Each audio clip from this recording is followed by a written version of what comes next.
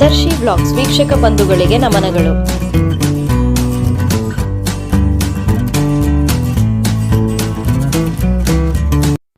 ನೀನು ಯಾವುದೇ ಸೇಡು ತೀರಿಸಿಕೊಳ್ಳುವ ಅವಶ್ಯಕತೆಯೇ ಇಲ್ಲ.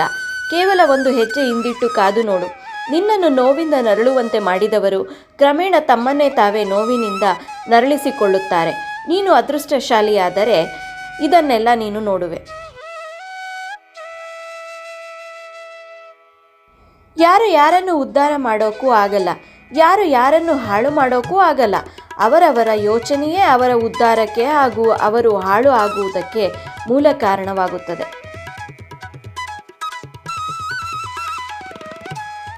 ಜೀವನದಲ್ಲಿ ಯಾರನ್ನು ಅತಿಯಾಗಿ ಪ್ರೀತಿಸಬೇಡಿ, ನಾಳೆ ಅವನು ನಿಮ್ಮ ಶತ್ರುವೂ ಆಗಬಲ್ಲ. ಹಾಗೆಯೇ ಯಾರನ್ನು ಅತಿಯಾಗಿ ದ್ವೇಷಿಸಬೇಡಿ, ನಾಳೆ ಅವನು ನಿಮ್ಮ ಮಿತ್ರನೂ ಆಗಬಲ್ಲ. ಜಗತ್ತಿನಲ್ಲಿ ಕಾಲಕ್ಕಿಂತ ಶಕ್ತಿಶಾಲಿಯಾದ ವಸ್ತುವು ಇನ್ನೊಂದಿಲ್ಲ. ಪರಿವರ್ತನೆ ಜಗದ ನಿಯಮ.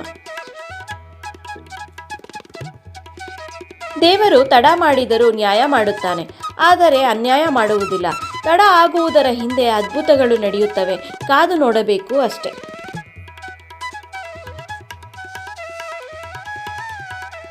ಜೀವನದಲ್ಲಿ ಶಾಂತವಾಗಿರಲು 2 ಉಪಾಯ.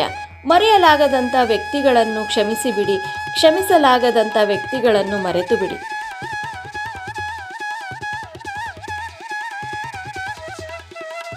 ಸ್ವರ್ಗದಲ್ಲಿ ಎಲ್ಲವೂ ಇದೆ, ಆದರೆ ಸಾವಿಲ್ಲ. ಭಗವದ್ಗೀತೆಯಲ್ಲಿ ಎಲ್ಲವೂ ಇದೆ, ಆದರೆ ಸುಳ್ಳಲ್ಲ. ಜಗತ್ತಿನಲ್ಲಿ ಎಲ್ಲವೂ ಇದೆ, ನೆಮ್ಮದಿ ಇಲ್ಲ. ಇವತ್ತಿನ ಎಲ್ಲ ಮಾನವರಲ್ಲಿ ಎಲ್ಲವೂ ಇದೆ, ಆದರೆ ಶಾಂತಿ ಇಲ್ಲ. ಎಲ್ಲರ ಜೊತೆಯಲ್ಲಿ ಇರು, ಎಲ್ಲರಂತೆ ನಗುತ್ತಾ ಇರು. ಅಷ್ಟು ಬಿಟ್ಟರೆ ಎಲ್ಲರೂ ನಮ್ಮವರೆಂದು ಹೆಮ್ಮೆ ಪಡಬೇಡ. ನಟನೆಯಿಂದ ಕೂಡಿದ ಮನುಷ್ಯನ ಪ್ರೇಮ ವಿಷಕ್ಕಿಂತ ಅಪಾಯಕಾರಿ ಎಂದು ಮರೆಯಬೇಡ.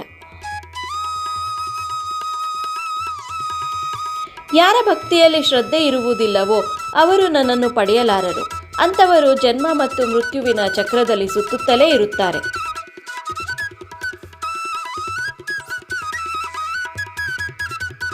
ಯಾವ ವ್ಯಕ್ತಿ ಸುಖ ಮತ್ತು ದುಃಖ ಎರಡರಲ್ಲೂ ವಿಚಲಿತನಾಗುವುದಿಲ್ಲವೋ ಹಾಗೂ ಎರಡರಲ್ಲೂ ಸಮಭಾವನಾಗಿರುವನೋ ಅಂಥ ವ್ಯಕ್ತಿ ಮುಕ್ತಿಗೆ ಅರ್ಹ.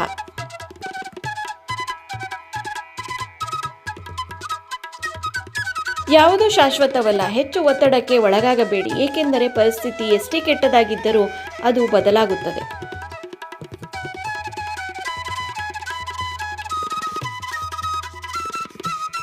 ಈ ನನ್ನ ಪ್ರಯತ್ನ ಇಷ್ಟವಾದಲ್ಲಿ ದಯವಿಟ್ಟು ಲೈಕ್, ಶೇರ್, ಕಮೆಂಟ್ ಮತ್ತು ಸಬ್ಸ್ಕ್ರೈಬ್ ಮಾಡಿ. ಧನ್ಯವಾದಗಳು.